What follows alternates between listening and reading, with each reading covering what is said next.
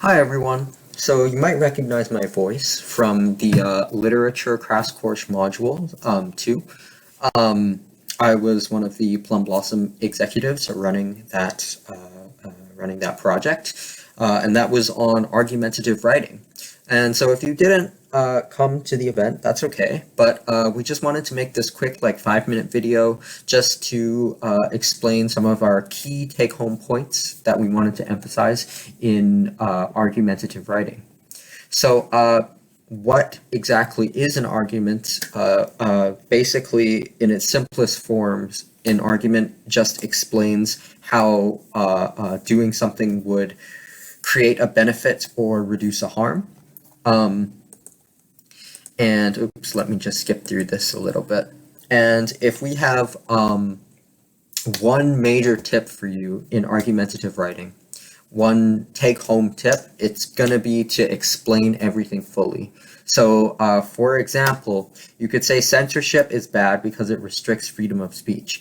And you could use that as an argument, but that's not the most effective argument because it isn't universally understood that freedom of speech is necessarily a benevolent force. You need to explain why freedom of speech is a benevolent force in society. That way you can say that censorship is bad because it prevents this good thing from happening.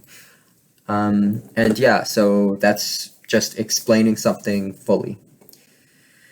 And you also want to have multiple arguments to make sure that you can have a really thorough perspective on the issue. But in each of those arguments, you want to make sure that you explain the argument fully so that not only do you have a thorough, encompassing view of the topic at hand, but you're also analytical and you provide insight and depth to the topic. And whatever your position is, you always want to consider the opposing positions or opposing opinions or opposing arguments. Because usually in social studies papers, it'll say to what extent do you agree or disagree that blah, blah, blah, blah, blah, and it'll say a topic. That means what that's saying is that your position can be somewhere in between, like full support and full opposition. You don't have to be, I completely support this or I'm completely against this. You can say something like, I support this, most of the time, but there are certain cases when I don't support this. And then, so you have your arguments where you argue that, yes, this is a benevolent thing to do, but then you'd also consider opposing arguments and say, and if they're valid, you can say, yeah, but in certain circumstances, this happens and this is bad or this is negative because, and then you explain it. And then, so even though you're kind of using arguments from both sides, you're still strengthening your position because your position falls between two extremes. Like it's in between, and therefore you can pull arguments from both sides to support your position. It's still important to acknowledge the opposing arguments as well, even if you're fully supportive or fully against something else, because then you can understand the argument. You can try and find a way to make it invalid or to try and prove or reason that, this argument, it doesn't make sense, it's not effective. And then by doing that, by proving that the opposing argument is wrong, then you're strengthening your argument as well. But just make sure that when you do this, you don't just